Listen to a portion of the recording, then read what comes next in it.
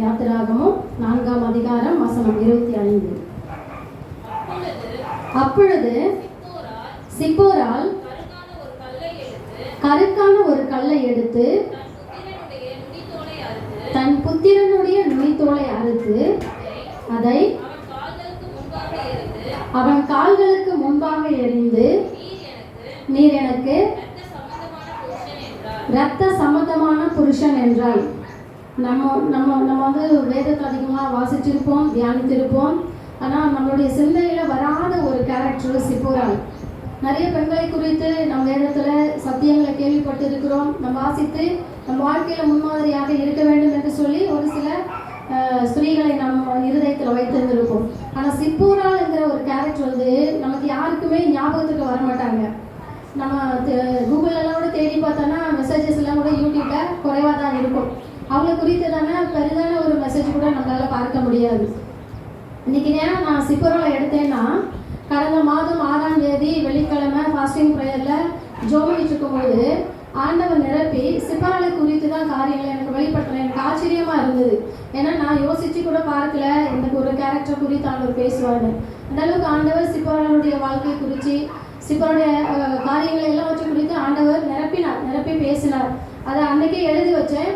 ஆனால் பாஸ்டர் என்கிட்ட சொன்னாங்க, பெண்களுக்கான நாள் வரப்போகிறது, பெண்கள் தினம், அதனால் எனக்கு மெசேஜ் கொடுக்குறேன்னு. எனக்கு உடனே நினைவு வந்தது சிப்போருடைய வாழ்க்கை. நாம் இந்த சிப்போருடைய வாழ்க்கையில் அநேக காரியங்களை அதனால கற்றுக்கொள்ள போகிறோம். 24 இருந்து வாசிப்போமே. வழியிலே தங்கும் இடத்தில் கர்த்தர் அவனுக்கு எதிர்பட்டு அவனை கொல்ல பார்த்தார். அப்பொழுது சிப்போரால் கருக்கான ஒரு கல்லை எடுத்து தன் புத்திரனுடைய நுனித்தோலை அறுத்து அதை அவன் கால்களுக்கு முன்பாக எறிந்து, நீர் எனக்கு இரத்த சம்பந்தமான புருஷன் என்றால். பின்பு அவர் அவனை விட்டு விலகினார். அப்பொழுது அவள் விருத்த சேதனத்தின் நிமித்தம் நீர் எனக்கு இரத்த சம்பந்தமான புருஷன் என்றார். சிப்போரா யாருன்னு பார்த்தோம்னா, மீதியான் தேசத்து பெண். வேதத்துல மீதியான் தேசத்து பெண் என்று சொல்லப்பட்டிருக்கிறது. இந்த மீதியான் யாருன்னா, ஆதியாகமம் 25ஆம் அதிகாரம் 1-2 வசனம், 1 நாளாகமம் 1ஆம் அதிகாரம் 32-33 வசனங்களை சொல்லப்பட்டிருக்கிறது. ஆபிரகாமுக்கும் கேத்துராளுக்கும் பிறந்தவன் தான் இந்த மீதியான். இந்த மீதியான் ஆபிரகாமுடைய சந்ததி. இஸ்மவேலரை அடையாளம் காண்பிக்கப்பட்டிருக்கிறான். ஆனால் கேத்துராளுடைய பிள்ளைகளுடைய வாழ்க்கை வேதத்தில் அவ்வளவா சொல்லப்படவில்லை. அவர்கள் ஆபிரகாமுடைய சந்ததியில வந்த கேத்துராளுக்கும் ஆபிரகாமுக்கும் பிறந்த ஒரு மகன் இந்த மீதியான். அவன் பரிசுகள் கொடுக்கப்பட்டு, கேத்துராளுடைய மனைவி பிள்ளைகளுக்கு பரிசுகள் கொடுக்கப்பட்டு ஆபிரகாமால் அனுப்பிவிடப்பட்டவர்கள் இவர்கள் கடந்து போய் ஒரு இடத்துல வாசம் பண்ணுகிற பொழுது மீதியான் என்ற ஒரு தேசம் அந்த இடத்துல உருவாயிற்று. அங்கு அவர்கள் ஆண்டவரை அறியாத அவர்கள் ஆராதித்து வந்த தெய்வங்களுக்கு ஆராதனை செய்கிற ஒரு ஆசாரனுடைய மகள் தான் இந்த சிப்போரால். அப்போ ஆண்டவருக்கும் அவளுக்கும் எந்த ஒரு தொடர்பும் இல்லாத ஒரு வாழ்க்கையில அவள் வாழ்ந்து கொண்டிருக்கிறார்கள். ஆனா மோசேக்கும் ஆண்டவருக்கும் தொடர்பு உண்டு. ஏன்னா அவங்க வாக்குத்தத்தத்தின் பிள்ளைகள். மோசே யாக்கோபினுடைய இஸ்ரவேல் என்ற வாக்குத்தத்தத்தின் பிள்ளைகள் அவர்கள். மோசே வந்து தன் ஜீவனை காத்து கொள்ளும்படியாகத்தான் அவன் மீதியான தேசத்துக்கு கடந்து போகிறான். அவன் போகிற வழியில சில சம்பவங்கள் நடக்கிறது. ஆடு மேய்த்து வருகிற பொழுது இந்த சிப்போராலை அங்க இருக்கிறவர்கள் அதட்டுகிறதாகவும், அதற்கு சிப்போராலுக்கு சப்போர்ட்டிவா வந்து மோசே பேசுகிற பொழுது தன் தகப்பனிடத்துல போய், இப்படி ஒரு மனுஷன், அறிமுகம் இல்லாத ஒரு புதிய மனுஷன் எங்களுக்காக அவர் சப்போர்ட்டிவா எல்லா காரியங்களும் செய்தார்னு சொல்லும் பொழுது, அப்ப அந்த ஆசாரியன் அழைத்து கொண்டு வந்து வீட்டிலே வைத்து அவனுக்கு வேலையும், ஆடு மேய்க்கிற ஒரு வேலையும் கொடுத்து, அவனுக்கு தங்க இடம் கொடுத்து, ஆகாரம் எல்லாம் கொடுத்து பராமரித்து வந்தான். ஆனா பாருங்க, அவன் அங்க போய் ஜீவனை பிழைத்துக் கொள்ளும்படியாக தான் கடந்து போனான். ஆனால் அங்க அவனுக்கு ஒரு குடும்பம் கட்டப்பட்டிருந்தது. கர்த்தர் அவனுக்கு அந்த இடத்துல ஒரு குடும்பத்தை கட்டி கொடுத்தார். தேவனால் தெரிந்து கொள்ளப்பட்ட ஒரு மனுஷனுக்கு நேரிடுகிற சம்பவம் ஆண்டவர் சந்தித்து, உங்களுக்கு எல்லாருக்கும் தெரியும் மோசே ஆண்டவர் எப்படி சந்தித்தார், எப்படி ஊழியத்துக்கு அழைத்தார் என்று எல்லாருக்கும் தெரியும். ஆண்டவர் முச்செடியின் மத்தியில, இன்றைக்கு கூட நாம் பாடி இருக்கிறோம், முச்செடியின் மத்தியில ஆண்டவர் மோசையோட பேசி அவனை ஊழியத்திற்கு அழைக்கிறார். தன்னுடைய ஜனங்களை விடுதலையாக்கி கொண்டு வர வேண்டும் என்று ஆண்டவர் அழைக்கிற பொழுது அவன் தன் மாமனாரிடத்துல சொல்லி தன் மனைவி பிள்ளைகளோட அவன் கடந்து வருகிற பாதையில 24ஆம் வசனத்துல வழியிலே தங்கும் இடத்தில் கர்த்தர் அவனுக்கு எதிர்பட்டு அவனை கொல்ல பார்த்தார். இங்க ஒரு சம்பவம், கர்த்தர் வழியில தங்குகிற இடத்துல அவனுக்கு எதிர்படுகிற தேவன் என்ன சொல்லியிருக்கணும்? ஊழியத்துக்காக தான் ஆண்டவர் அழைச்சிருக்காரு. அப்ப ஊழியத்தை குறித்து அவனை பலப்படுத்தி அனுப்பியிருக்கணும். ஏன்னா அவனை கூப்பிடும் பொழுது, மோசையை கூப்பிடும் பொழுது ஆண்டவருக்கு முன்பதாக என்னால போக முடியாது, என்னால செய்ய முடியாது என்று அவன் தட்டி கழித்து கொண்டிருந்தான். என்னால முடியாது, நான் திக்கு வாயும் அந்த நாவும் உள்ளவன், அவ்வளவு ஜனங்களை என்னால நடத்த முடியாது, என்னை கொல்ல பார்த்தவர்களார்கள், அவளுக்கு முன்பதாக நான் எதிர்த்து நிற்க முடியாது அப்படின்னு சொல்லி அநேக காரியங்களை ஆண்டவரோட பேசி தன்னுடைய ஊழியத்தின் பகுதியை அவன் தட்டி கழிக்க விரும்பினான். ஆனா பாருங்க, ஆண்டவர் விடாதபடி இவனால மாத்திரம் அந்த காரியத்தை செய்ய முடியும் என்று இழுத்து கொண்டு வருகிறான். அழைத்து வருகிற வழியில ஆண்டவர் எதிர்படுகிற பொழுது பலப்படுத்தி அனுப்பணும். நீ கடந்து போகும்போது நீ பயப்படாத, நான் கூட இருக்கேன் அப்படின்னு சொல்லி பலப்படுத்தி அனுப்பணும். ஏன்னா யாக்கோபை ஆண்டவர் அப்படிதான் பலப்படுத்தி தன்னுடைய மாமனார் வீட்டுக்கு அனுப்புகிறார். நான் உன் கூட இருக்கேன், நீ திரும்பி வர மாட்டேன், நான் உன் கூட இருப்பேன் அப்படின்னு சொல்லி உன்னை பெருக செய்வேன், பலக செய்வேன்னு யாக்கோபுக்கு ஆண்டவர் பலப்படுத்தி தான் அனுப்புறார், தனியா கடந்து போகிற பொழுது. அப்படி இருக்கும் பொழுது ஒரு ஜனங்களை, தன் இஸ்ரவேல் ஜனங்களை விடுதலையாக்கி கொண்டு வருகிற மோசேக்கு எதிர்ப்புள்ள ஆண்டவர் அப்படிப்பட்ட காரியங்களை சொல்லியிருக்கலாம். அதற்கு மாறான ஒரு சம்பவம் இங்க நடக்கிறது. கர்த்தர் அவனுக்கு எதிர்பட்டு அவனை கொல்ல பார்த்தான். ஆண்டவர் அவனை கொல்ல பார்க்கிறான காரணம் என்ன? தேவனால் தெரிந்து கொள்ளப்பட்ட ஒரு பாத்திரம், எல்லாவற்றையும் அவனால செய்யக்கூட மோசையுடைய அழைப்பை உறுதிப்படுத்துகிற ஒரு காரியம் வந்து யாத்திராகமம் 4ஆம் அதிகாரம் 10-14 வசனத்துல நமக்கு தெரிந்த ஒரு காரியம் தான், வாசிக்க வேண்டாம். எப்படியெல்லாம் ஆண்டவர் அழைத்திருக்கிறார் என்ற காரியங்கள் அது வெளிப்படுகிறது. அப்படி இருக்கும் பொழுது ஏன் ஆண்டவர் மோசையை கொல்லணும்? மோசை குறித்து அநேக காரியங்கள் சொல்லப்பட்டிருக்கிறது. என்னாகும் 12ஆம் அதிகாரம் 3வது வசனம், 7வது வசனம், 8வது வசனத்துல அவன் பூமியில் உள்ள ஜனங்களை பார்க்கிலும் அவன் மிகவும் சாந்தமுள்ளவன் என்று சொல்லப்பட்டிருக்கிறது. உண்மையுள்ளவனாய், அவர் கர்த்தருடைய வீட்டில் எங்கும் உண்மையுள்ளவனாய் இருக்கிறான் என்றும் ஆண்டவரால் சொல்லப்பட்டிருக்கிறான். கர்த்தரை முகமுகமாய் தரிசிக்கிறவன் என்றும் அங்க சொல்லப்பட்டிருக்கிறது. இது எல்லாமே வந்து கர்த்தர் சொல்லி இருக்கிறார், மனுஷன் சொல்லல. அவன் உண்மையுள்ளவன், சாந்தமுள்ளவன், கர்த்தரை தரிசிக்கிற, முகமுகமாய் தரிசிக்கிற ஒரு பாத்திரம் என்று கர்த்தரால் அங்கீகரிக்கப்பட்டு கர்த்தரே சாட்சி சொல்லுகிற ஒரு மோசையை ஆண்டவர் ஏன் கொல்லணும்? இது ஒரு கேள்வியா தான் இருந்தது. அது மாத்திரம் இல்ல, யூதா புஸ்தகம் 1ஆம் அதிகாரம் 9வது வசனம் வாசிப்போமே. பிரதான தூதனாகிய மிகாவேல் மோசேயுடைய சரீரத்தை குறித்து பிசாசோடு தர்க்கித்து பேசின பொழுது என்று எழுதப்பட்டிருக்கிறது. அப்போ மோசே மரணித்த பின்பு அவனுடைய சரீரத்தை கூட தன் ஜனங்களுக்கு ஆண்டவர் கொடுக்கவில்லை. இன்னும் தெரியாது அவனுடைய சரீரம் எங்க இருக்கிறது என்று கர்த்தர் எடுத்துக்கொண்டார். அவனுடைய சரீரத்தை குறித்து சாத்தானும் மிகாவேலோடு 2 பேருமே தர்க்கித்து பேசுகிற ஒரு சம்பவம் அங்க நடக்கிறது. ஆனா பாருங்க, சாத்தானுக்கும் அவர் அவர் சரீரத்தை கொடுக்கல. அந்த அளவுக்கு மோசே பெரிய உயர்ந்த ஒரு ஸ்தானத்துல இருக்கிறவனாய் காணப்படுகிறான். அவனுடைய மரித்த சரீரத்தை கூட ஆண்டவர் யாருக்கும் கொடுக்கல. அந்த அளவுக்கு மோசே கர்த்தரோடு இருக்கிற ஒரு மகனாய், ஒரு தாசனாய் காணப்படுகிறார். அப்படிப்பட்ட மோசையை ஆண்டவர் ஏன் கொல்லணும்? என்னுடைய பழைய புக்ல பழைய பைபிள்ல அந்த இடத்துல மட்டும் இந்த 24ஆம் வசனத்துல ஒரு கொஸ்டின் மார்க் போட்டிருப்பேன். ஏன்னா இந்த காரியத்தை நான் தியானிக்கிற இந்த நாள் வரைக்கும் கூட ஏன் மோசையை ஆண்டவர் கொல்லணும்? அவர் தானே அழைச்சாரு, அவர் தானே ஊழியத்துக்கு கட்டாயப்படுத்தி அழைச்சிருக்கார். கோபம் கொண்டு இருக்கிறார். அந்த 14ஆம் அதிகாரம் 10-16 வசனங்கள்ல அவன் கழிக்கிற பொழுது ஊழியத்தை ஆண்டவர் கோபமா இருக்காரு. ஆனாலும் கூட அவன் தான் வேணும்னு எழுத்துக்கொண்டு வருகிறார். ஆனா ஏன் கொல்லணும்? காரணம் என்ன? எனக்கு இதை தியானிக்கிற பகுதி வரைக்கும் எனக்கு அது தெரியாது. ஆனா கர்த்தர் அதை அந்த நாளில் சொல்லிக் கொடுத்தார். மோசே கொல்வது அவருடைய நோக்கம் அல்ல, அதற்கு மாறாக அங்க ஒரு காரியம் நிறைவேற்றப்பட வேண்டியது அவசியமா இருக்கிறது. என்ன காரியம்னா, சிப்போரால் தன் நியாய பிரமாணத்துக்கு கீழ்ப்படிய வேண்டும் என்று ஆண்டவர் விரும்புகிறார். ஏன் அப்படி சொல்றேன்னா, ஆதியாகமம் 17ஆம் அதிகாரம் 7வது வசனம் வாசிப்போம்.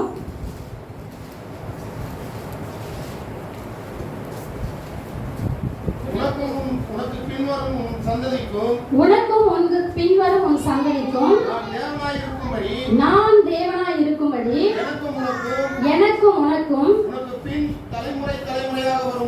சந்ததிக்கும் நடுவே உனக்கு பின் தலைமுறை தலைமுறையாக வரும் உன் சந்ததிக்கும் நடுவே என் உடன்படிக்கையை நித்திய உடன்படிக்கையாக ஸ்தாபிப்பேன். என் உடன்படிக்கையை நித்திய உடன்படிக்கையாக ஸ்தாபிப்பேன். அவருடைய நித்தியமான ஒரு உடன்படிக்கை அன்றைக்கு ஆபிரகாமுக்கு ஆண்டவர் கொடுத்திருக்கிறார். அது என்னன்னா, நான் உனக்கு உன் சந்ததிக்கும் தேவனா இருப்பேன் என்ற ஒரு நித்திய உடன்படிக்கை அங்க ஆபிரகாமோட ஆண்டவர் கொடுக்கிறார். அது என்ன நித்திய உடன்படிக்கைன்னா 11வது வசனத்துல இருந்து 14 வரைக்கும் வாசிப்போம். உங்கள் நுனித்தோலின் மாம்சத்தை விருத்த சேதனம் பண்ண கடவீர்கள். அது எனக்கும் உங்களுக்கும் உள்ள உடன்படிக்கையின் அடையாளமாய் இருக்கும். கர்த்தருடைய பிள்ளைகள் என்ற அடையாளம், கர்த்தர் தான் தன் பிள்ளைகளுக்கு இவர்தான் தேவன் என்ற ஒரு அடையாளத்துக்கு அங்க நுனித்தோல் விருத்த சேதனம் செய்யப்பட வேண்டும் என்று ஆண்டவர் கட்டளையாக அன்றைக்கு ஆபிரகாமுக்கு வாக்கு கொடுத்திருக்கிறார். தொடர்ந்து வாசிப்போம். உங்களில் தலைமுறை தலைமுறையாக பிறக்கும் ஆண் பிள்ளைகள் எல்லாம் 8ஆம் நாளிலே விருத்த சேதனம் பண்ணப்பட வேண்டும். வீட்டிலே பிறந்த பிள்ளையும் உன் வித்தில்லாத அந்நியரிடத்தில் பணத்திற்கு கொல்லப்பட்ட எந்த பிள்ளையும் அப்படியே விருத்த சேதனம் பண்ணப்பட வேண்டும். உன் வீட்டிலே பிறந்த பிள்ளையும் உன் பணத்திற்கு கொல்லப்பட்டவனும் விருத்த சேதனம் பண்ணப்பட வேண்டியது அவசியம். இப்படி என் உடன்படிக்கையாக உங்கள் மாம்சத்திலே நித்திய உடன்படிக்கையாக இருக்க கடவுது. நுனித்தோலின் மாம்சம் விருத்த சேதனம் பண்ணப்படாது இருக்கிற நுனித்தோலுள்ள ஆண் பிள்ளையா இருந்தால் அந்த ஆத்துமா என் உடன்படிக்கையை மீறினபடியால் தன் ஜனத்தில் இராதபடிக்கு அறுப்புண்டு போவான் என்றார். ஆண்டவர் ஒரு உடன்படிக்கை ஏற்படுத்தி இருக்கிறார். மாம்சத்துடைய நுனித்தோலில் விருத்த சேதனம் பண்ணப்பட வேண்டும். நான் உங்கள் தேவனாய் இருக்கும்படியாக இந்த காரியத்தை செய்யணும். அது வீட்டில் பிறந்த பிள்ளையா இருந்தாலும், பணத்திற்கு கொல்லப்பட்ட பிள்ளையா இருந்தாலும், அந்நியரிடத்திலிருந்து வந்த பிள்ளையா இருந்தாலும், முன் வசத்தில் இருக்கும் பொழுது இந்த உடன்படிக்கை 8ஆம் நாளில் இந்த உடன்படிக்கை நீங்கள் செய்ய வேண்டும் என்று ஆண்டவர் ஆபிரகாமுக்கு கட்டளையாய் கொடுத்திருந்தார். அதை செய்யவில்லை என்றால் அந்த ஆத்துமா அறுப்புண்டு போகும் என்று எழுதப்பட்டிருக்கிறது. அப்போ மோசே விருத்த சேதனம் பண்ணப்பட்ட ஒரு மகன். இது எப்படி நான் சொல்றேன்னா, யோசுவா 5ஆம் அதிகாரம் 2வது வசனம் வாசிப்போம். அக்காலத்திலே கர்த்தர் யோசுவாவை நோக்கி கருக்கான கத்தியை உண்டாக்கி திரும்ப 2ஆம் விசை இஸ்ரவேல் புத்திரரை விருத்த சேதனம் பண்ணும் என்றார். பாருங்க, அவர் 2ஆம் விசை ஆண்டவர் சொல்றாரு, இஸ்ரவேல் புத்திரரை விருத்த சேதனம் பண்ணும்படியாக யோசுவாவுக்கு ஆண்டவர் சொல்லி இருக்கிறார். 5ஆம் வசனம் வாசிப்போம். எகிப்திலிருந்து புறப்பட்ட எல்லா ஜனங்களும் விருத்த சேதனம் பண்ணப்பட்டிருந்தார்கள். அவர்கள் எகிப்திலிருந்து புறப்பட்ட பின்பு வழியிலே வனாந்தரத்திலே பிறந்த சகல ஜனங்களும் விருத்த சேதனம் பண்ணப்படாது இருந்தார்கள். அப்போ இங்க நமக்கு சாட்சியாக எழுதப்பட்டிருக்கிறது, எகிப்திலிருந்து புறப்பட்ட எல்லா ஜனங்களும் விருத்த சேதனம் பண்ணப்பட்டிருக்காங்க. அப்போ அவர்கள் எகிப்தில் அடிமைகளாக இருந்தாலும் கர்த்தர் ஆபிரகாமுக்கு கொடுத்த அந்த உடன்படிக்கையை அவர்கள் நித்திய காலமாக இருக்கிற காலம் வரைக்கும் அவர்கள் செய்து கொண்டு வந்திருந்தார்கள்.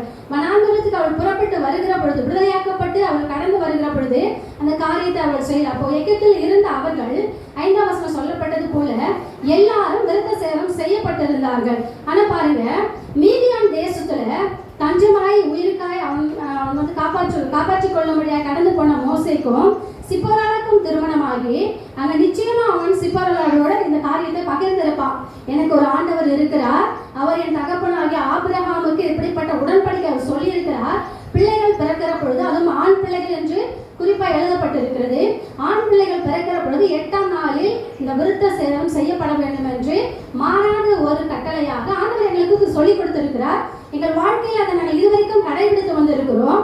அதனால என் பிள்ளைக்கும் அப்படிப்பட்ட ஒரு காரியம் நிறைவேற வேண்டும் என்று நிச்சயமாக சிப்போராளோட மோசே சொல்லி இருந்தப்பார். பாருங்க, சிப்போராளோட மோசே சொல்லியிருந்தாலும் அவள் ஒரு மீதியான் தேசத்து மகள், ஒரு ஆசாரனுடைய மகள், ஆண்டவரை ஆராதிக்காத விக்கிரகத்தை ஆராதித்து வந்த ஒரு ஆசாரனுடைய மகள். அவள் அங்க இருக்கிற காலத்துல கண்டிப்பாக அவள் சாதாரண மகள் கிடையாது, அவள் ஆசாரியன் மகள். அப்படி இருக்கும் பொழுது அவளுக்கு ஒரு வைராக்கியம் இருக்கும். அவள் ஆராதிக்கிற அந்த கடவுளை குறித்து ஒரு வைராக்கியம் இருந்திருக்கும், ஒரு வழிபாடுகள் அவளுக்குள்ள இருந்திருக்கும். அது நிமித்தமாக மோசே சொன்ன இந்த காரியம் அந்த இடத்துல எடுபட்டு இருக்காது, அவள் அதை ஏற்றுக்கொண்டு இருந்திருக்க முடியாது. அதனாலதான் அவள் அந்த இடத்துல விருத்த சேதனம் செய்யாதபடி இந்த காரியத்துக்கு ஒரு தடையா இருந்திருக்கிறாள். இது நிமித்தம் தான் ஆண்டவர் அவனை கொல்ல பார்த்தார், வழியில தங்கும் இடத்தில் எதிர்பட்டு கொல்ல பார்த்தார் என்று. யோசிச்சு பாருங்க, கர்த்தர் ஒரு மகனை கொல்ல பார்க்கிறார் அப்படின்னும் போது அவருடைய கோபத்தை ஆற்ற யாரால கூடும்? எந்த ஒரு மனுஷனாலும் கர்த்தருடைய கோபத்தை ஆற்ற முடியாது. இஸ்ரவேலுக்கு விரோதமாக ஆண்டவர் கோபம் கொண்டார். நீ தள்ளிப்போ மோசே, நான் அவங்களெல்லாம் கொன்னுட்டு நான் உன்ன பெரிய ஜாதியா மாற்றுவேன்.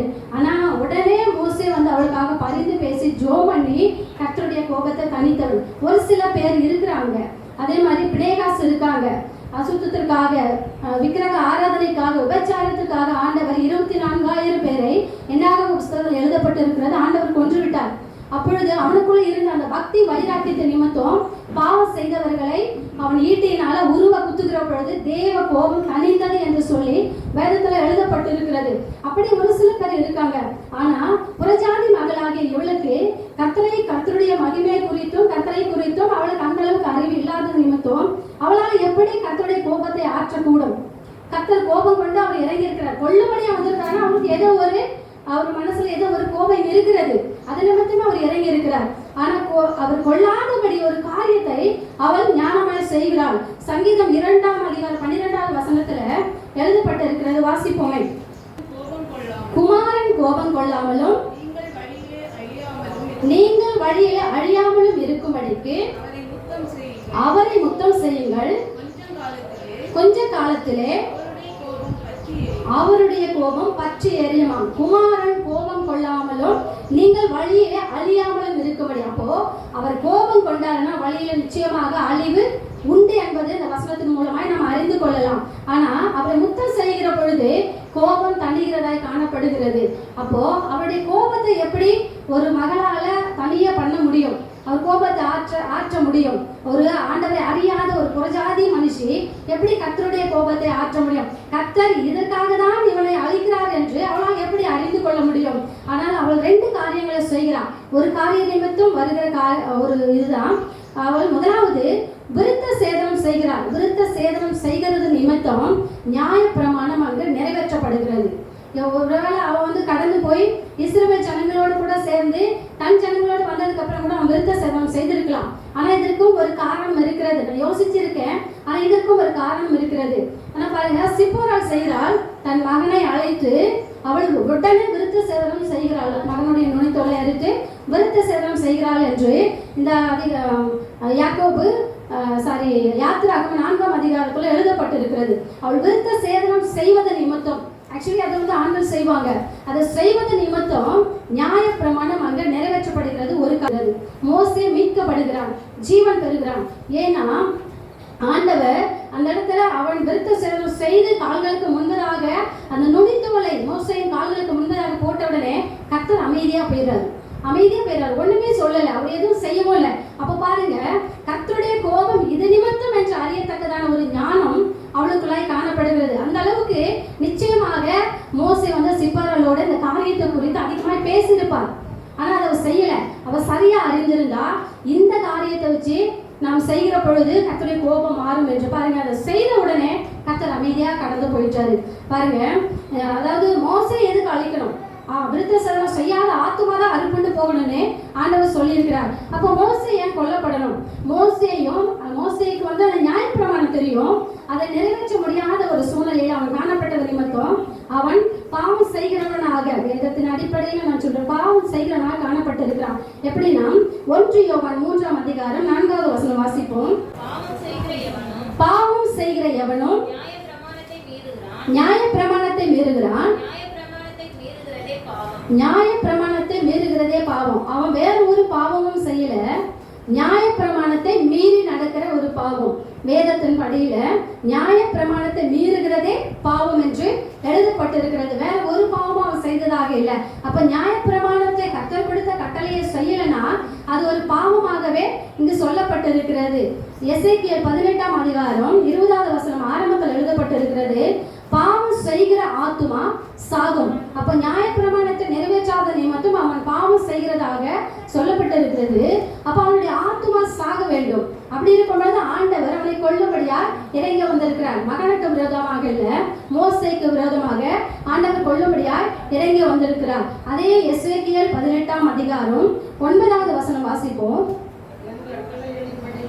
என் கட்டளைகளின்படி நடந்து என் நியாயங்களை கைக்கொண்டு உண்மையாய் இருப்பானாகில் அவனே நீதிமான், அவன் பிழைக்கவே பிழைப்பான் என்று கர்த்தராகிய ஆண்டவர் சொல்லியிருக்கிறார். பாருங்க, என் கட்டளைகளின்படி நடந்து என் நியாயங்களை கை கொண்டிருக்கிறவன் தான் நீதிமானும், அவன் தான் பிழைப்பான்னு, பிழைக்கவே பிழைப்பான்னு ஆண்டவரே சொல்லியிருக்கிறார். அப்ப கட்டளைகளை நிறைவேற்றல கை கொள்ளலன்னா அப்போ இந்த வசனத்தின்படி நியாய பிரமாணத்தை மீறுகிற பொழுது அது பாவமாய் கருதப்படுகிறது, அது சாகத்தக்கதாய் காணப்படுகிறது.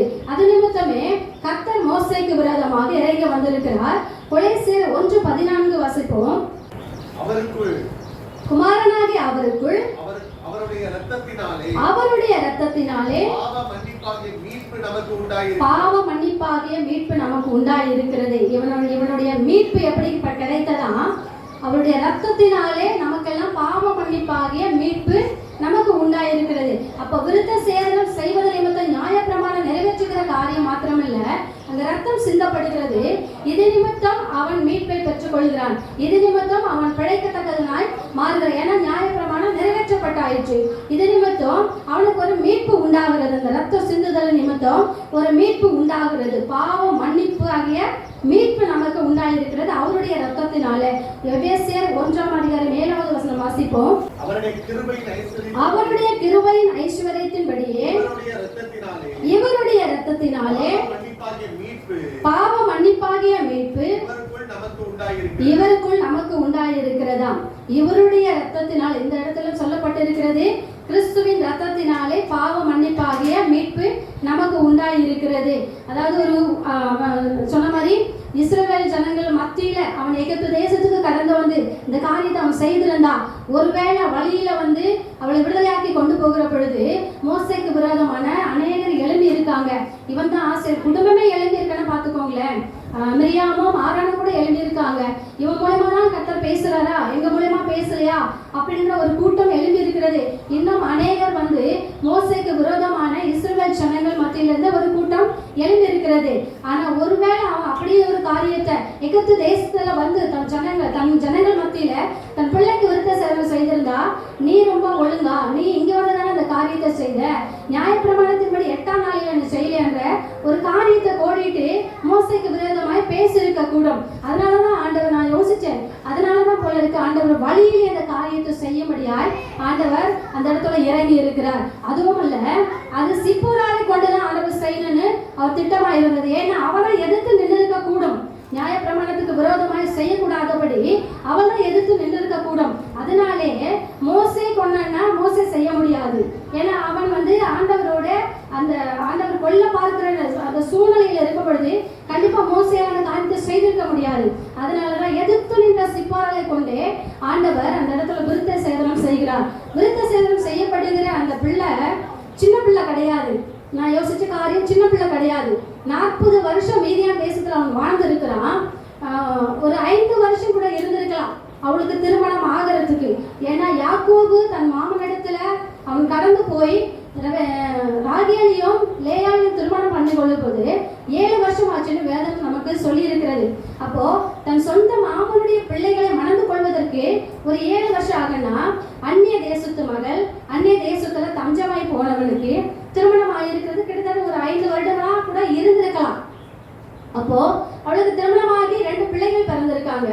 அப்போ அவங்களுடைய வயசு என்னவா இருக்கும்? 30ல இருந்து 35 வயதுக்குள்ள இருக்கும். அப்போ சின்ன பிள்ளைய அவ விருத்த சேதனம் செய்யல, நல்ல வாலிபனா இருக்கிற மகனை தான் அவள் விருத்த சேதனம் செய்திருக்கிறாள். அப்ப எந்த அளவுக்கு அவள் தன்னை தைரியப்படுத்தி தன் மகனுக்கு அவள் விருத்த சேதனம் செய்திருக்க கூடும். மோசையோட ஆண்டவர் கொள்ளபடியா இறங்கி வந்த பொழுது அந்த கோபத்தை ஆற்றும்படியா எந்த அளவுக்கு அவன் ஞானமா அந்த இடத்துல செயல்பட்டு இருக்கிறான். உடனே அவன் யோசிச்சிருக்கா, இது நிமித்தமா தான் இருக்கும்னு சொல்லி சரியாய் காரியத்தை அந்த இடத்துல அவள் செய்திருக்கிறாள். அது நிமித்தமே மோசைக்கு ஜீவன் கிடைத்தது.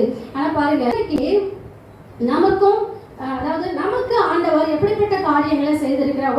யோவான் 1ஆம் அதிகாரம் 12வது வசனம் வாசிப்போம்.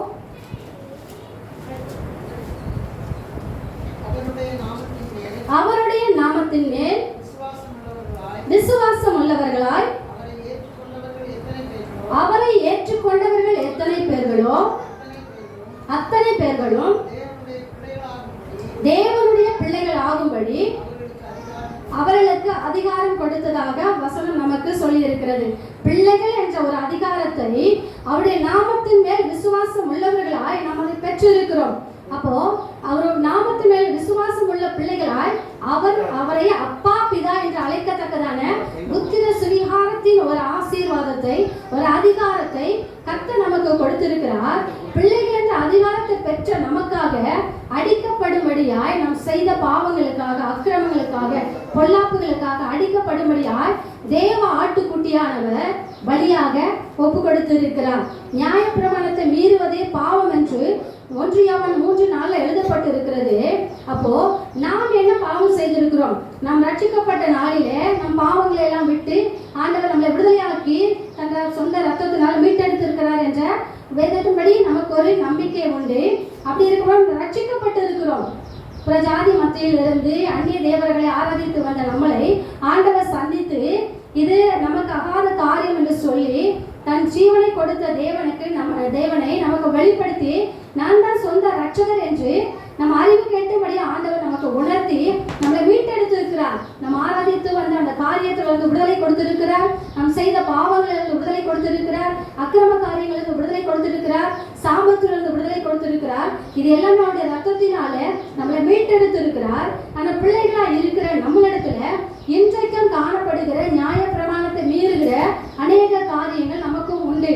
அதாவது மோசையை அழைத்து ஆண்டவர் ஊழியத்துக்கு கொண்டு வருகிற பொழுது நியாயப்பிரமாணத்தை மீறினது நிமித்தம் அவனை கொல்ல பார்த்த ஆண்டவர் இன்றைக்கு நாம் வாழ்ந்து கொண்டு இருக்கிறோம். கிருபையின் காலம் என்று சொல்லப்பட்டிருக்கிறோம். இன்றைக்கு இந்த கிருபையின் காலத்துல நாமளும் நியாயப்பிரமாணத்தை மீறுகிற பிள்ளைகளாக தான் இருக்கிறோம். நான் ரட்சிக்கப்பட்டுட்டேன், வாரம் சபைக்கு போகிறேன், சத்தியத்தை கேட்கிறேன், ஆராதித்து வருகிறேன். அது மாத்திரம் ரட்சிப்புக்குரிய அடையாளம் அல்ல.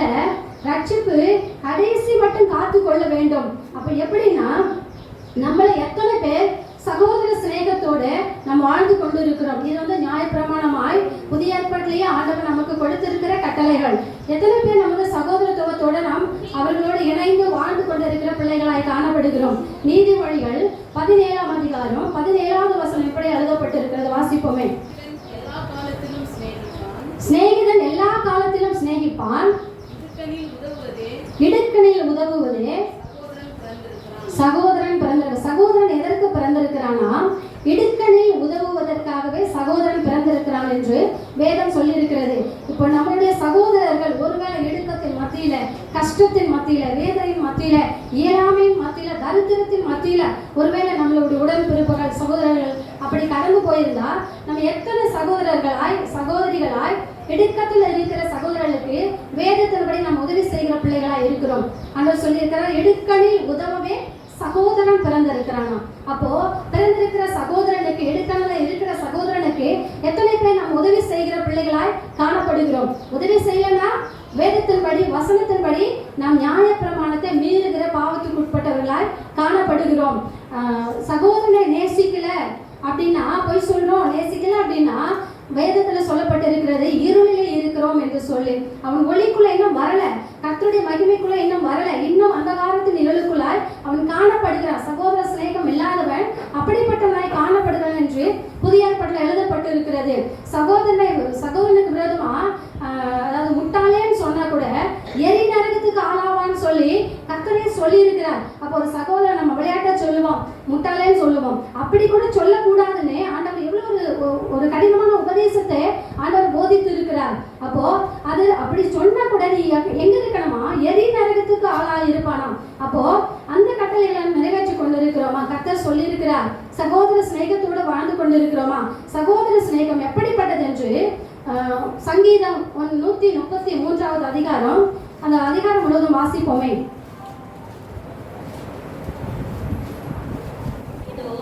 இதோ சகோதரர் ஒருமித்து வாசம் பண்ணுகிறது எத்தனை நன்மையும் எத்தனை இன்பமும் ஆனது. அது ஆரோனுடைய சிரசின் மேல் ஊற்றப்பட்டு அவனுடைய தாடியிலே வடிகிறதும் அவனுடைய அங்கிகளின் மேல் இறங்குகிறதுமான நல்ல தைலத்துக்கும் எர்மோன் மேலும் சீயோன் பர்வதங்கள் மேலும் இறங்கும் பனிக்கு ஒப்பாய் இருக்கிறது. அங்கே கர்த்தர் என்றென்றைக்கும் ஆசீர்வாதத்தையும் ஜீவனையும் கட்டளையிடுகிறார். 1வது வசனத்தில் எழுதப்பட்டிருக்கிறது, சகோதரர் ஒருமித்து வாசம் பண்ணுகிறது எத்தனை இன்பமும் நன்மையுமா இருக்கிறது என்று. அப்ப சகோதரர் ஒருமித்து வாசம் பண்ண வேண்டும் என்று கர்த்தராகிய இயேசு கிறிஸ்து நமக்கு சொல்லி இருக்கிறார். அவள் ஒற்றுமையோட அவள் வாழ்க்கை வாழ வேண்டும் என்று. அது எப்படிப்பட்டதா இருக்கிறதா? ஆரோனின் சிரசின் மேல் ஊற்றப்பட்டு அவனுடைய தாடியில வடிகிறதும் அவனுடைய அங்கியெல்லாம் இறங்குகிறதுமா இருக்குது. அப்போ ஆரோன் யாரு? ஒரு ஆசாரியன். ஆசாரனுடைய தலையில என்ன ஊற்றப்படுகிறது? அபிஷேக தைலம் ஊற்றப்படுகிறது. அப்போ ஒரு அபிஷேகத்துக்கு ஒப்பாய் ஆண்டவர் சகோதர சிநேகத்தை அவ்வளவாய் ஆண்டவர் மேன்மைப்படுத்தி சொல்லி இருக்கிறார். அப்போ ஆரோன் ஒரு ஆசாரியன், ஊழியக்காரன், தேவனுடைய மனுஷன், கர்த்தரோட நெருங்கி வாழ்கிறவன், கர்த்தரிடத்துல ஊழியம் செய்கிறவன், ஜனங்களுக்கும் கர்த்தருக்கும் இடையில நிற்கிற ஒரு பாத்திரம். அப்ப அந்த பாத்திரத்தை நிரப்புகிற அபிஷேகத்துக்கு ஒப்பாய் சகோதர சிநேகத்தை குறித்து, சகோதரர் ஒருமித்து வாசம் பண்ணுகிறதை குறித்து ஆண்டவர் அவ்வளவு அழகாய் அந்த அன்பை குறித்து அந்த அதிகாரத்துல எழுதியிருக்கிறார்.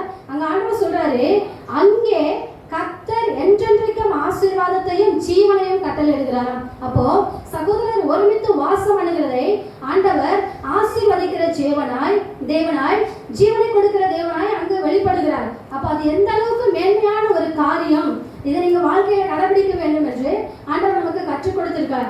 இதை செய்யாதவர்கள், இடுக்கணில் உதவாதவர்கள், சகோதர சிநேகத்துக்குள்ளாய் வராதவர்கள், அப்ப நியாயப்பிரமாணத்தை மீறுகிற பிள்ளைகளால் இன்றைக்கு நாம் வாழ்ந்து கொண்டு இருக்கிறோம். இன்றைக்கு நம் சபையில இருக்கிறவர்களுக்கு நான் சொல்கிறேன், கர்த்தருடைய வார்த்தையின்படியே இப்படிப்பட்ட காரியங்களுக்கு விளக்கி கர்த்தர் சொல்லி இருக்கிற இந்த நியாயப்பிரமாணங்களுக்கு நாம் கீழ்பட்டு நடப்போமே ஆனால் நிச்சயமாக இந்த வசனத்தில் சொல்லப்பட்டது போல கர்த்தர் என்றென்றைக்கும் ஆசீர்வாதத்தை நம்ம வாழ்க்கையில நிச்சயமாகவே கட்டளையிடுவார். அப்போ அதை நாம் செய்யலன்னா நாம் நியாயப்பிரமாணத்தை மீறுகிற பிள்ளைகளாய் இருக்கிறோம். மத்தேயு 5ஆம் அதிகாரம் 44வது வசனம் வாசிப்போம். நான் உங்களுக்கு சொல்லுகிறேன், உங்கள் சத்துருக்களை சிநேகியுங்கள்,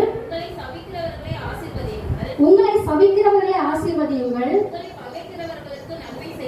உங்களை பகைக்கிறவர்களுக்கு நன்மை செய்யுங்கள், உங்களை நிந்திக்கிறவர்களுக்காகவும்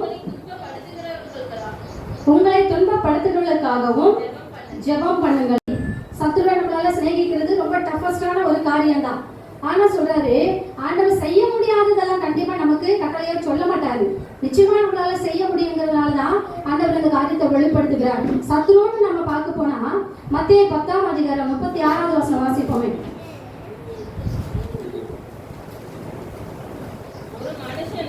ஒரு மனுஷனுக்கு சத்துருக்கள் அவன் வீட்டாரே. இப்ப நம்ம சத்துருவை எங்கும் தேடவே தேவையில்லை, கர்த்தரே சொல்லி இருக்கிறார். ஒரு மனுஷனுக்கு சத்துருக்கள் அவன் வீட்டார். அப்போ வீட்டுல உள்ளவங்களை நீங்க நேசிங்க. அவங்க சத்துருக்களா இருந்தாலும், சத்துருடைய கேரக்டர்ல அவங்க வாழ்ந்தாலும் அவளை நேசிக்க வேண்டும் என்பது கர்த்தர் நமக்கு கற்றுக் கொடுத்திருக்கிற காரியம். அது உங்களுக்கும் எனக்கும் நம்ம எல்லாருக்கும் ஆண்டவர் கற்றுக் கொடுத்த ஒரு காரியம். சத்துருக்களை சிநேகிக்கணும், வீட்டாரை நேசிக்க பழகிக்கோங்க. கணவன் வீட்டார், மனைவி வீட்டார், பிள்ளைகள், உறவுகள், இந்த வீட்டாரை முதலாவது ஆண்டவர் நேசிக்க நமக்கு கற்றுக் கொடுக்கிறார். இவர்களை ஏன்னா இதுக்கு இந்த வசனத்துக்கு பின்னாடி ஒரு பெரிய சத்தியம் அடங்கி இருக்கிறது. ஏன் ஆண்டவர் இப்படி சொல்றார்? சத்துருவை நேசிக்க ரொம்ப டஃபஸ்டான காரியம் போது ஏன் இது சொல்றாருன்னா, நம்மளால செய்யணும். அதைத்தான் ஆண்டவர் கற்றுக் கொடுக்கிறார். சத்துருவை சிநேகிக்கணும், வீட்டாரை சிநேகிக்க வேண்டும் என்று ஆண்டவர் விரும்புகிறார். பகைக்கிறவர்களுக்கு நன்மை செய்யணும். நம்மளை பகைத்து விரோதமாய் பேசுகிற ஜனங்களுக்கு நம்ம நன்மை செய்யணும்னு சொல்றாரு. அது நமக்கு முடியாத ஒரு காரியம். நமக்கு உதவி செய்தவர்களுக்கு உதவி செய்வது இந்த காலத்துல பெரிய விஷயமா இருக்கிறது. அவளுக்கு ஏற்ற நேரத்துல நம்மளால உதவி செய்ய முடியாது. அந்த மாதிரி சூழ்நிலை பகைக்கிறவனுக்கு உதவி செய்யணுமா, அவனுக்கு அந்த நேரத்துல தேவைப்படுகிறது உதவி. ஆனா அவன் பகைத்தாலும் தேவைப்படுகிற அந்த நேரத்துல அவனுக்கு உதவி செய்ய வேண்டும் என்று ஆண்டவர் சொல்லி இருக்கிறார். சபிக்கிறவளை ஆசீர்வதியும் சொல்றாரு. நம்மளை நோக்கி ஒருத்தன் சாபமா சொல்லிட்டான்னா அதுக்கு பதில் அவன் 2 காரியம் சொன்னா நம்ம 4 காரியம் சொல்லிட்டு வந்துருவோம் இந்த காலத்துல. ஏன்னா அந்த அளவுக்கு சபிக்கும் பொழுதே நமக்கு ஒரு கோபம் வந்துடும். கோபத்து நிமித்தம் நாமளும் 4 வார்த்தை சாபமா சொல்லிடுவோம். ஆனா ஆண்டவர் சொல்றாங்க, சபிக்கிறவர்களை ஆசீர்வதிக்கணுமா. வேதத்தில் சொல்லப்பட்டிருக்கிறது, நீங்கள் ஆசீர்வதிக்க பிறந்தவர்கள் என்று சொல்லி ஆண்டவர் சொல்லியிருக்காரு. அப்படி ஆசீர்வதிக்கும் போது அந்த ஆசீர்வாதம் உங்களுக்குரியதாய் மாறும் அப்படின்னு ஆண்டவர் சொல்லியிருக்காரு. நிந்திக்கிறவர்களுக்காகவும் துன்பப்படுத்துறவர்களுக்காக ஜெபம் பண்ணணும். நம்மளை கஷ்டப்படுத்துறாங்க, நம்மளை நிந்திக்கிறாங்க, அவமானப்படுத்துறாங்கன்னா நம்ம உட்காந்து அழுதுருவோம். ஆண்டவர் சமத்துல உட்காந்து ஆண்டவரே எப்படி செஞ்சுட்டாங்க அப்படி செஞ்சுட்டாங்கட்டு ஆண்டவர்கிட்ட கம்ப்ளைண்டா தான் நம்ம சொல்லுவோமே தவிர அவங்க நல்லா இருக்கணும்னு நம்மளால நமக்கு அந்த மனசு வராது. ஏன்னா மனுஷிகம் வராது. ஆனா ஆண்டவர் அதை செய்யுங்கிறாரு. அதை செய்யன்னு சொல்லும் பொழுது ஆவியானவர் பலத்தை கொண்டுதான் நம்மளால இதை செய்ய முடியும். சொல்லப்பட்டிருக்க இந்த வசனத்துல சொல்லப்பட்டிருக்கிற காரியம் எல்லாமே பரிசுத்த ஆவியானவர் துணையோட தான் நம்மளால இதை செய்ய முடியும். மனுஷிகத்துல நிச்சயமாக நம்மளால இந்த காரியங்களை செய்ய முடியாது. அப்போ நிந்திக்கிறவர்களுக்கும் துன்பப்படுறவர்களுக்கும் நாம் ஜெபிக்க வேண்டும். இப்படிப்பட்ட காரியங்களை நம்ம செய்யலன்னா நியாய பிரமாணத்திற்கு விரோதமாய் நாம் பாவம் செய்கிற பிள்ளைகளாய் காணப்படுகிறோம். அப்போ ஆண்டவர் சொல்றாங்க, சகோதரர்களை சிநேகிக்க வேண்டும். அது அபிஷேகத்துக்கு உரிய காரியம். அந்த இடத்துல நான் தங்கி என்றென்றைக்கும் ஆசீர்வாதத்தை கொடுப்பேன் ஆண்டவர் சொல்லியிருக்காங்க. சத்துருவை சிநேகிக்கணும், பகைவர்களை நன்மை செய்யணும், சபிக்கிறவர்களை ஆசீர்வதிக்கணும். இப்படிப்பட்ட கட்டளைகளை நாம் செய்ய வேண்டும். ஏன்னா அதாவது சத்துருவை சிநேகிக்கும் பொழுது அவன் சத்துருவா இருந்தாலும் அவனிடத்துல அன்பு கூர்ந்து சிநேகிக்கிற பொழுது, பகைக்கிறவனுக்கு ஏற்ற நேரத்துல நன்மை செய்கிற பொழுது, சபிக்கிறவர்களை அவளுக்கு முன்பதாகவே கர்த்தருடைய நாமத்துல ஆசீர்வதிக்கிற பொழுது, நிந்திக்கிற துன்பப்படுத்துகிற பிள்ளைகளுக்காக நாம் ஆண்டவருடைய சமூகத்துல ஜெபிக்கிற பொழுது, தேவ அன்பு அங்க வெளிப்படுகிற பொழுது அவள் பார்ப்பாங்க, கர்த்தருடைய அன்பு இவளுக்குள்ள இருக்கிறதை மட்டும்தான் நம்ம எவ்வளவு இவங்களை நிந்தனைப்படுத்தினாலும் சபித்தாலும் இவளை அவமானப்படுத்தினாலும் இவளை கஷ்டப்படுத்தினாலும் கர்த்தருடைய அன்பு, கர்த்தரை ஆராதிக்கிற இந்த பிள்ளைகள் கர்த்தருடைய அன்பை வெளிப்படுத்த நிமித்தம் அங்க ஒரு ரட்சிப்பு உண்டாகும். உன் நிமித்தம் அவர்கள் ரட்சிக்கப்படுவார்கள். பொல்லாதவராக இருந்தாலும் உன் கிரியைகள் நிமித்தம் அவளை ஆண்டவர் ரட்சித்துக் கொள்ள சித்தமாக இருப்பார். அதற்காகவே வேண்டி இந்த காரியத்தை ஆண்டவர் நம்ம வாழ்க்கையில கற்றுக் கொடுத்திருக்கிறார் செய்யபடியாக. அடுத்து கொலோசியர் 3:8 சரி, எபேசியர் 5:22 சரி, மனைவிகளுக்கு ஆண்டவர் சொல்லியிருக்கிறார் புருஷனுக்கு கீழ்ப்படிய வேண்டும் என்று. அது எப்படிப்பட்ட கீழ்ப்படுதல்னா கர்த்தருக்கு ஏற்றபடி கீழ்ப்படியணுமா. சகலவற்றிலும் கர்த்தருக்கு எப்படி கீழ்ப்படுகிறோமோ அப்படி போல கீழ்ப்படிய வேண்டும் என்று கொலோசியர் 3:18 எபேசியர் 5:22 ஆண்டவர் மனைவிகளுக்கு கற்றுக் கொடுத்திருக்கிறார். அப்போ புருஷனுக்கு கீழ்ப்படுகிற காரியம் கர்த்தருக்கு ஏற்றபடியாகவும் இருக்க வேண்டும். கர்த்தருக்கு கீழ்ப்படுகிற பிள்ளைகளை போல புருஷனுக்கு கீழ்ப்படிய வேண்டும் என்று ஆண்டவர் கற்றுக் கொடுத்திருக்கிறார். 2 பகுதிகளிலும் கர்த்தருக்கு ஏற்ற காரியம், கர்த்தருக்குரிய காரியம், இதுதான் ஆண்டவர் தெளிவா நமக்கு சொல்லியிருக்கிறார். அப்படி போல இந்த காலத்துல நாம் புருஷர்களுக்கு கீழ்ப்படிய வேண்டும் என்று மனைவிகளுக்கு சொல்லியிருக்கிறார். ஆனா புருஷர்களுக்கும் சொல்லியிருக்கிறார். கொலோசியர் 3:19 எபேசியர் 5:28 சொல்லியிருக்கிறார், உங்கள் மனைவிகளில் அன்பு கூறுங்கள், அவளை கசந்து கொள்ளாதிருங்கள் என்று அவர் சொல்லியிருக்கிறார். அப்படி அன்பு கூறுகிறவன் தன்னிலே தான் அன்பு கூறுகிறான். தன்னை பகைத்தவன் ஒருவனும் இல்லை. அப்போ தன்னை நேசிக்கிறவன் மனைவியையும் நேசிக்க கூடும் என்று சொல்லி ஆண்டவர் அன்பென செலுத்தும்படியாய் புருஷர்களுக்கும் கற்றுக் கொடுத்திருக்கிறார். யாத்திராகமம் 20:12 தாய் தகப்பன்மாரை கனம் பண்ண வேண்டும் என்றும் ஆண்டவர் சொல்லி இருக்கிறார். இந்த காலத்துல தாய் தகப்பனை கனப்படுத்துறது ரொம்ப பெரிய விஷயமா இருக்கிறது. ஏன்னா காலங்களும் காரியங்களும் இன்றைக்கு மாறிவிட்டது. ஒரு புதிய காலத்துக்குள்ள போனது போல எல்லாவற்றையும் இந்த அன்பை குறித்த காரியங்களா அவர்கள் மறந்த ஒரு சூழ்நிலையில காணப்படுகிறாங்க. கனம் கொடுக்கிறது என்பது பெரிய காரியம், கீழ்ப்படுதல் என்பது பெரிய காரியமா இருக்கு இன்னைக்கு. ஆனா ஆண்டவர் சொல்றாங்க, நீங்க கீழ்ப்படிய வேண்டும், கனம் பண்ண வேண்டும் என்று. அப்ப இந்த காரியங்கள் எல்லாம் செய்கிற பொழுது பிரமாணத்தை நாம் நிறைவேற்றுகிற பிள்ளைகளா இருக்கிறோம். ஒருவேளை இந்த காரியங்களை நாம் செய்யாதபடி, சகோதர சிநேகத்தோட நாம் இராதபடி, சகோதர ஒற்றுமையோட இராதபடி, சத்துருக்களை சிநேகிக்கிற பிள்ளைகளா இராதபடி இருந்தோம்னா, சொல்லப்பட்டிருக்கிற காரியங்களை வச்சு நாம் கீழ்ப்படியலன்னா கர்த்தருடைய வசனத்தின்படி நாம் நியாய பிரமாணத்தை மீறுகிற பிள்ளைகளாய் இருப்போம், கண்டிப்பாக தேவனுடைய கோபம். இப்ப நமக்கு தெரியாது கிருபையின் காலம் என்று சொல்லி நம்மளை நாம ஏமாற்றி கொண்டிருக்கிறோம். ஆனா ஆண்டவருடைய வருகை மிக சமீபமாய் இருக்கிறது. எடுத்துக்கொள்ளப்பட வேண்டிய ஒரு காலம் நிச்சயமாக நமக்கு கொடுக்கப்பட்டிருக்கிறது. ஒருவேளை ஆண்டவருடைய வருகைக்கு முன்பதாக இருக்கலாம், இல்லைன்னா அவருடைய வருகைக்கு முன்பதாக நாம் மறிக்கிற பிள்ளைகளாய் கூட இருக்கலாம். ஆனா ஆண்டவரை சந்திக்கிற ஒரு நாள் இருக்கிறது. அன்றைக்கு நாம் அவர் சொன்ன காரியங்களை வசனத்தின்படி தான் நம்ம நியாயம் தீர்க்க போகிறார். இதை கண்டிப்பாக நம்மளுடைய வாழ்க்கையில ஆண்டவர் கேட்கிறவராக இருக்கிறார். அப்போஸ்தலர் 20:28 சொல்லப்பட்டிருக்கிறது சபையை குறித்து, தேவன் தம்முடைய சுய ரத்தத்தினாலே சம்பாதித்துக் கொண்ட தமது சபை என்று எழுதப்பட்டிருக்கிறது. அப்போ சபையை ஆண்டவர் என்ன சொல்றாரு? தம்முடைய சுய ரத்தத்தினாலே நான் சம்பாதித்திருக்கிறேன், இது என்னுடைய சபை. அப்போ அவருடைய ரத்தத்தினால மீட்கப்பட்டிருக்கிறோம். அவருடைய ரத்தத்தை விளைக்கிரயமாய் கொடுத்து நம்முடைய பாவத்திலிருந்து, அக்கிரமத்திலிருந்து, அநியாய காரியங்களில் இருந்து ஆண்டவர் மீட்டெடுத்திருக்கிறார். எது நிமித்தம்? நம்முடைய ராஜ்யத்துக்கு உட்பட்ட பிள்ளைகளாய் மாற்றும்படியாய் ஆண்டவர் விரும்புகிறார். 1 பேதுரு 1:19 எழுதப்பட்டிருக்கிறது. வாசிப்போம் இந்த வசனம். குற்றமில்லாத மாசற்ற ஆட்டுக்குட்டியாகிய கிறிஸ்துவின் விலையேற பெற்ற ரத்தத்தினாலே மீட்கப்பட்டீர்கள் என்று அறிந்திருக்கிறீர்களே என்று சொல்லி ஆண்டவர் சொல்றாங்க. குற்றமில்லாத மாசற்ற ஆட்டுக்குட்டியாகிய கிறிஸ்துவின் விலையேற பெற்ற ரத்தத்தினால் நாம் அனைவரும் மீட்கப்பட்டிருக்கிறோம். மீட்கப்பட்ட நாம் நியாயப்பிரமாணத்துக்கு கீழ்ப்படியாதபடி, கர்த்தர் கற்றுக் கொடுத்த கட்டளைகளுக்கு கீழ்ப்படியாதபடி வாழ்ந்தோமானால் நமக்கு அந்த மீட்பு நிலைத்திராது. கைவிடப்பட்ட பிள்ளைகளால் நாம் வாழ்ந்து கொண்டிருக்கிறோம். கைவிடப்பட்ட நிலைமையில நாம் கடந்து போய் கொண்டிருக்கிறோம். அப்போ அந்த மீட்பை நாம் தக்க வைத்துக் கொள்ள வேண்டும் என்று ஆண்டவர் விரும்புகிறார். அதை எப்படிப்பட்ட ஒரு ரத்த சிந்துதல், எப்படிப்பட்ட அந்த மீட்பை ஆண்டவர் நமக்கு கொடுத்திருக்கிறாராம். ஏசாயா 52 14 வசனம் வாசிப்போம். மனுஷனை பார்க்கிலும் அவருடைய முக பார்வையும் மனுபுத்திரரை பார்க்கிலும் அவருடைய ரூபமும் இவ்வளவு அந்த கேடு அடைந்தபடியினாலே அவரை கண்ட அநேகர் பிரமிப்படைந்தார்களாம். பாருங்க, மனுஷனை பார்க்கிலும் அவருடைய முகம், மனுபுத்திரனை பார்க்கல அவருடைய முகம், மனுஷனை பார்க்கல அவருடைய முகப்பார்வை அந்த கேடு அடையும்படியாய். அப்போ ஒருவனும் அவரை பார்க்க முடியாது. அந்த அளவுக்கு ரத்த கரைகளோடு அவனுடைய முகம் இருந்ததாம். அந்த ரத்த கரைகள் எல்லாம் எதற்காக? அந்த ரத்த சிந்துதல் எதற்காக? உன்னையும் என்னையும் இப்படிப்பட்ட காரியங்களிலிருந்து மீட்கும்படியாக அந்த கேடு அடைந்தார் என்று சொல்லி வசனத்தில் எழுதப்பட்டிருக்கிறது. ஏசாயா 53 2 வசனத்தில் எப்படியா எழுதப்பட்டிருக்கிறது? அவருக்கு அழகும் இல்லை, சௌந்தரியமும் இல்லை.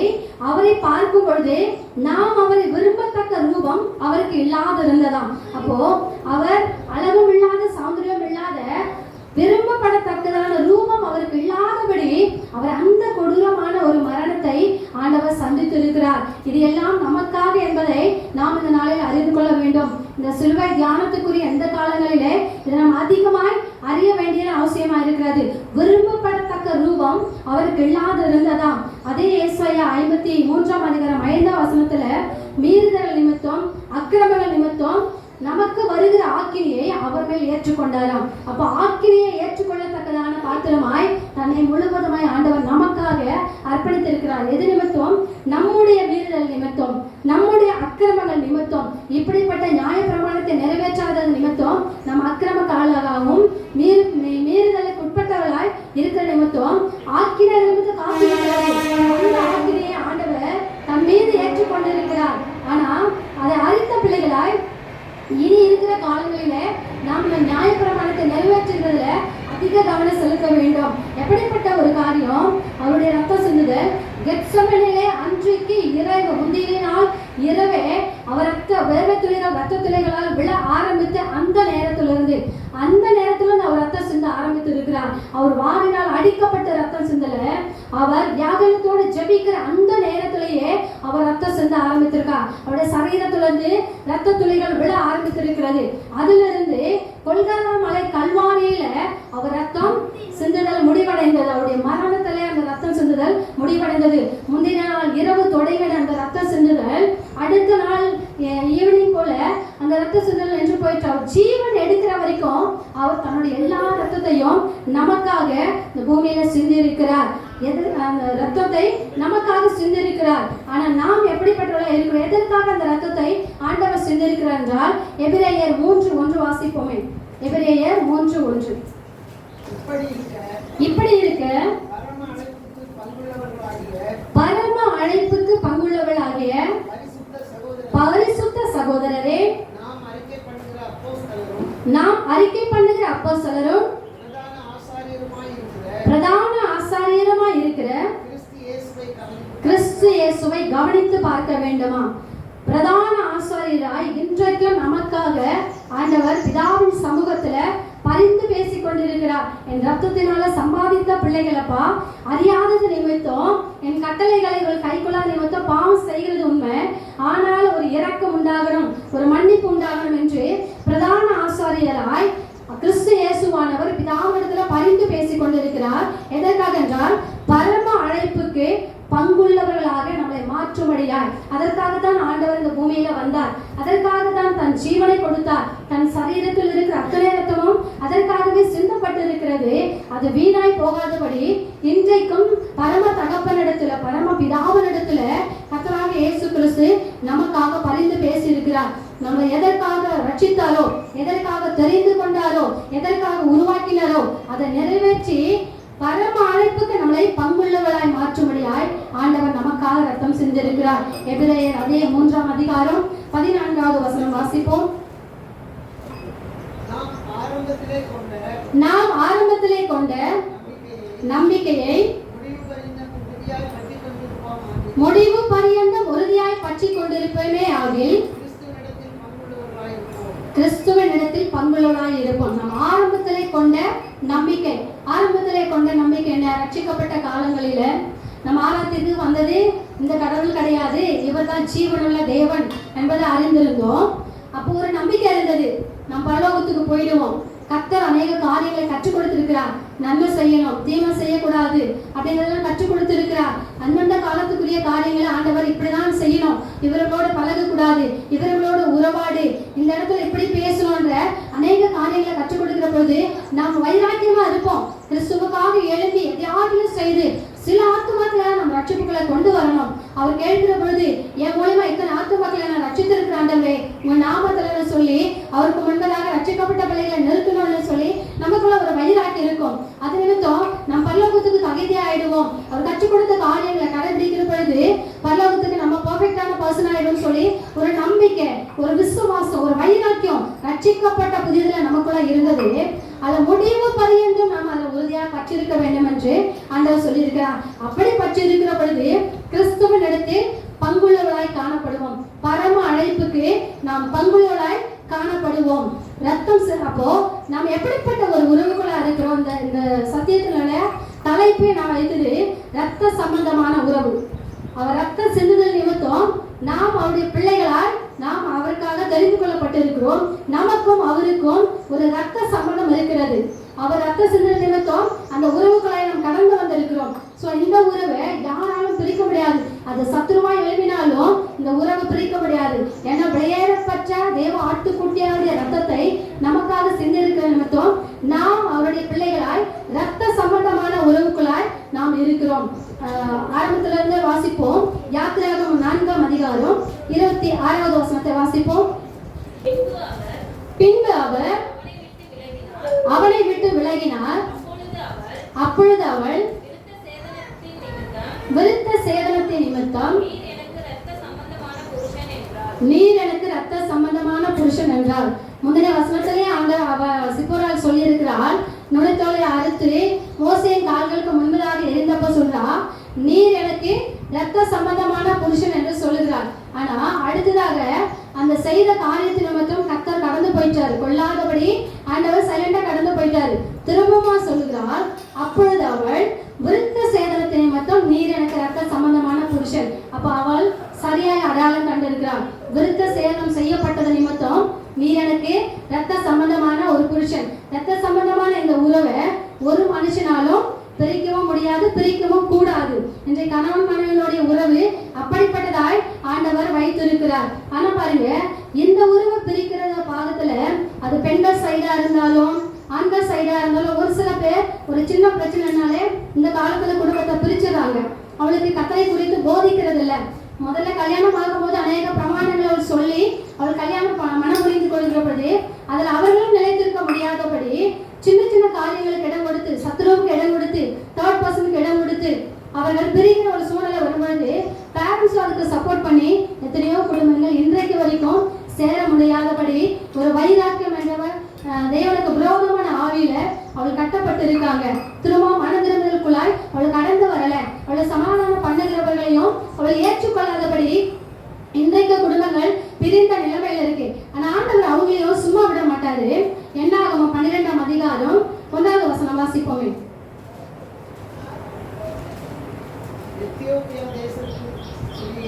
எத்தியோப்பிய தேசத்து ஸ்திரீயை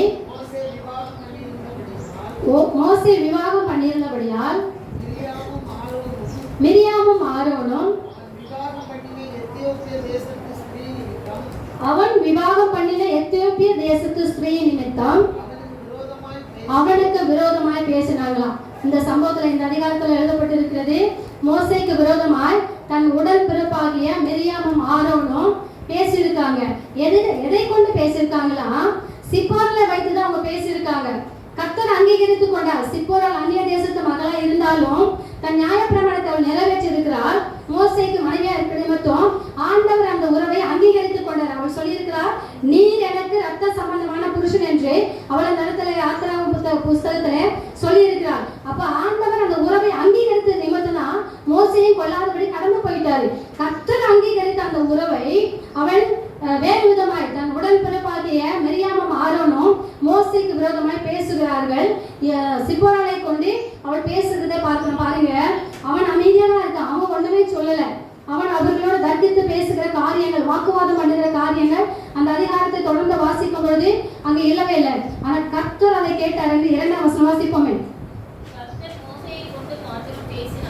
கர்த்தர் மோசே கொண்டு மாத்திரம் பேசினாரோ எங்களை கொண்டும் அவர் பேசினதில்லையோ என்றார்கள். கர்த்தர் அதை கேட்டார். பாருங்க, ஒரு தேவ மனுஷனுக்கு விரோதமாய் அவள் பேசுகிறதே, அவன் செய்த அந்த திருமண உறவை குறித்து தான் அவள் விரோதமாய் பேசுகிறார்கள். ஆனா பாருங்க, அந்த காரியத்தை ஆண்டவர் கேட்டு இருக்கிறார். ஆண்டவர் இறங்கி வருகிறார். கூடார வாசலுக்கு முன்பதாக 3 பேரையும் அழைத்து அங்க ஒரு காரியத்தையும் ஆண்டவர் சொல்லுகிறார். 9:10 வாசிப்போம். 12:9-10. கர்த்தருடைய கோபம் அவர்கள் மேல் மூண்டது. அவர் போய்விட்டார். மேகம் கூடாரத்தை விட்டு நீங்கி போயிற்று. மிரியாம் உறைந்த மழையின் வெண்மை போன்ற குஷ்டரோகியானால்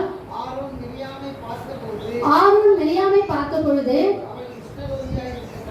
அவன் குஷ்டரோகியா இருக்க கண்டால். ஆரோனுக்கு எனக்கு இதுல ஒரு கொஸ்டின் வந்தது. ஆரோனுக்கு ஏன் அந்த சம்பவம் நடக்கல? ஏன் மிரியாமுக்கு மட்டும் நடந்திருக்கு அப்படின்னு நான் யோசிச்சுக்கும் பொழுது ஒரு காரியம் தோணுச்சு. பெண்கள் எல்லாமே பொதுவாகவே நம்ம எல்லாம் சொல்லுவோம், ரொம்ப வாய் பேசுறவங்க, அதிகமா பேசுறவங்க பெண்களை தான் இருப்பாங்க. ஒன்னு காரியத்தை சொல்லிட்டா பல காரியங்களை அவங்க எதிர்த்து திருப்பி பேசிடுவாங்க. அப்போ ஒருவேளை அவள் தீர்க்கதரிசி தான், கர்த்தரால் முதல்ல ஏற்படுத்தப்பட்ட ஒரு தீர்க்கதரிசியா இருந்தா கூட, அவள் ஊழியக்காரியா இருந்தா கூட, கர்த்தரை துதிக்கிற மகளா இருந்தா கூட, அவள் விரோதமாய் பேசின காரியம் ஆண்டவருக்கு அது பிடிக்காத ஒரு காரியமா இருந்தது. என்ன ஊழியம் செய்தாலும் சரி, கர்த்தருடைய தாசருக்கும் கர்த்தருடைய பரிசுத்தவான்களுக்கும் விரோதமாய் பேசுகிறத ஆண்டவர் கவனிக்கிறார், ஆண்டவர் கேட்கிறார். அது ஆரோனும் மிரியாமும் பேசினாலும் கூட, கர்த்தரால் ஏற்படுத்தப்பட்டு கர்த்தரால் தீர்க்கதரிசி அபிஷேகம் பண்ணப்பட்ட அவர்கள் பேசினாலும் கூட ஆண்டவர் அதை கவனித்துக் கொண்டிருக்கிறார். நாம் நினைச்சிருவோம் பரிசுத்தவான்களுக்கு விரோதமா பேசுகிற பொழுது இது யாரும் கவனிக்கல, நம்ம 2 பேரும் தான் பேசிட்டு இருக்கணும். அது கிடையாது.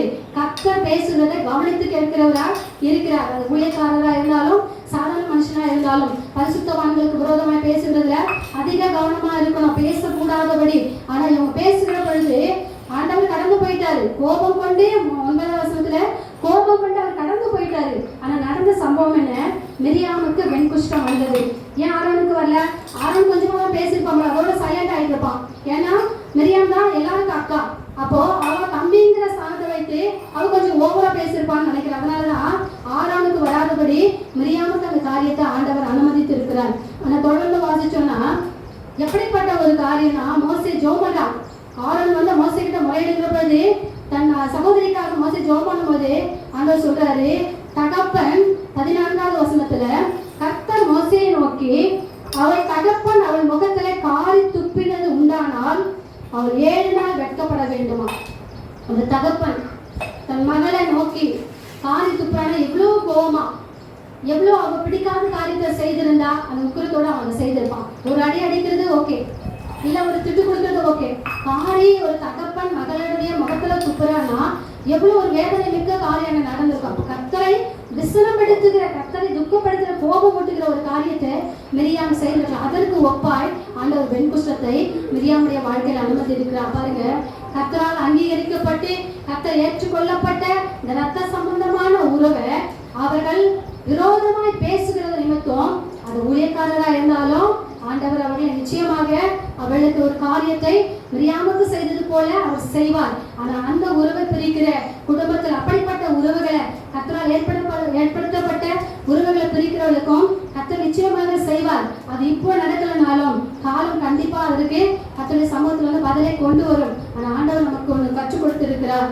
மிரியாமை சிப்போராலை கொண்டு கற்றுக் கொடுத்திருக்கிறார். ஒருவேளை இதுவரைக்கும் நாம் நியாயப்பிரமாணத்தை மீறுகிற பிள்ளைகளாய், கர்த்தருடைய சத்தத்துக்கு செவி கொடுக்காதபடி, கர்த்தர் கட்டளை கொடுத்த காரியங்களுக்கு செவி கொடுக்காதபடி நாம் அப்படி காணப்படுமானால் இன்றையிலிருந்து அந்த காரியங்களை வாழ்க்கையில மாற்றிக்கொள்ள வேண்டும் என்று ஆண்டவர் விரும்புகிறார்.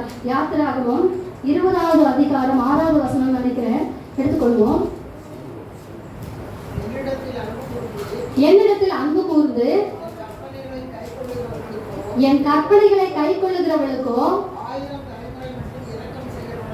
1000 தலைமுறை மட்டும் இரக்கம் செய்கிறவராய் இருக்கிறார் என்று சொல்லி ஆண்டவர் வாக்கு பண்ணியிருக்கிறார். அப்படி செய்யல, கற்பனையை செய்யல, கட்டளைகளை செய்யல, நியாயப்பிரமாணங்களை செய்யல அப்படின்னா அவன் அறுப்புண்டு போவான். ஆண்டவர் சொல்லிட்டான், ஆத்துமா சாகுமா, அது அறுப்புண்டு போகும் என்று ஆண்டவர் சொல்லப்பட்டிருக்கிறது. கை கொள்ளுகிறவனத்துல எப்படியா அவருக்கு அன்பு கூர்ந்து கை கொள்ளுகிற பொழுது 1000 தலைமுறை மட்டும், நம்ம ஒரு அடுத்த தலைமுறையை பார்ப்போமான்னு தெரியாது.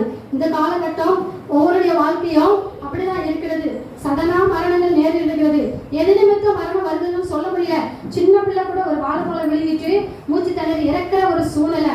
ஃப்ரிட்ஜில் கேட்குறதா எடுத்து கொடுக்கும் பொழுது அது கெட்டு போன ஒரு சூழ்நிலையில அந்த பிள்ளை உயிரிழக்க கூடுகிற ஒரு காரியங்கள் இந்த காலத்தில் நடக்குது. எப்போ யாருக்கு என்ன நடக்குதுன்னு சொல்ல முடியாத ஒரு காலத்தில் இருக்கும். அந்த ஆண்டவர் சொல்றாரு பாருங்க, கட்டளைகளை கை கொள்ளுகிற பொழுது 1000 தலைமுறை மட்டும் அவர் இரக்கத்தை கட்டளை இருக்கிற தேவனால் காணப்படுகிறார். அப்படியே ஒரு வாக்குத்தத்தத்தை கொடுத்திருக்கிறார். இன்றைக்கு நாம் எப்படிப்பட்டவர்களாக இருக்கிறோம்?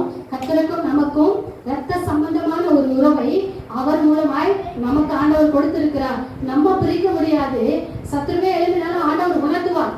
இப்படிப்பட்ட காரியங்கள் சத்துரு கொண்டு வரணும்னு உணர்த்துவார். கர்த்தருடைய ஆவிக்குள்ள நிலைமை நாம் காணப்படுகிற பொழுது கண்டிப்பாக நாம் மீறுதலுக்கு உட்படாதபடி ஆண்டவர் ஒவ்வொரு சமயம் நமக்கு ஆலோசனை கொடுத்து போதித்து நம்மை நடத்துகிறவரா இருக்கிறார். அப்படி இருக்கும் பொழுது நாம் செவி கொடுக்கிற பிள்ளைகளால்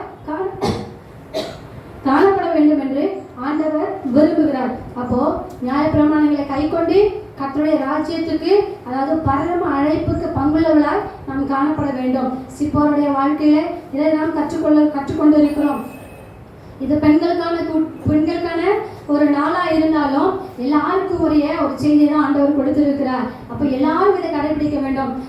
சிப்போரால் அந்நிய தேசத்து மகளா இருக்கிற பொழுது அவள் செய்யல.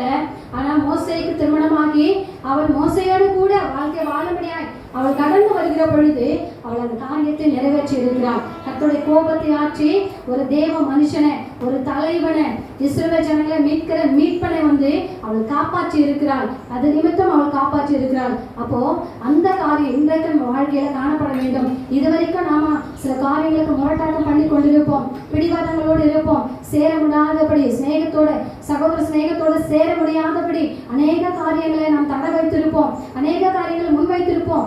என் சகோதரி இப்படி சொல்லிட்டான், என் சகோதரி இப்படி சொல்லிட்டா, இவங்களோட நான் உருவாட மாட்டேன் அப்படின்ற அநேக காரியங்களை வைத்திருந்தாலும் ஆண்டவர் ஒன்று கற்றுக் கொடுக்கிறார். அது அபிஷேகத்துக்குரிய காரியம். நீ சம்பந்தம் கலந்து கொள்ளு, நீ உறவாடு, அது நான் விரும்புகிற காரியம், ஆசீர்வதிக்கிற இடம், நீ உருவாடுன்னு ஆண்டவர் நமக்கு கற்றுக் கொடுத்த கொடுத்திருக்கிறார். தாய் தகப்பனை கனம் பண்ணும்படியாய் கற்றுக் கொடுத்திருக்கிறார். நாம் பார்த்த வேதத்தின்படி பார்த்திருக்கிற வசனங்களுக்கு ஒப்பாய் நம் வாழ்வுமே ஆனால் அவர் சிந்தப்பட்ட அந்த இரத்தத்தின் வல்லமை நம்மளை பரலோகத்தில் அவர் இருக்கிற இடத்துல நம்மளை பங்குள்ளவர்களாய் மாற்ற அது வல்லமையுள்ளதா இருக்கிறது. சிப்போரலை கொண்டு கர்த்தர் நம்மளோடு பேசின காரியங்களுக்கு கர்த்தரை நாம் ஸ்தோத்தரிப்போம். கர்த்தர் தாம் இந்த வார்த்தைகளை ஆசீர்வதிப்பாராக. ஆமென்.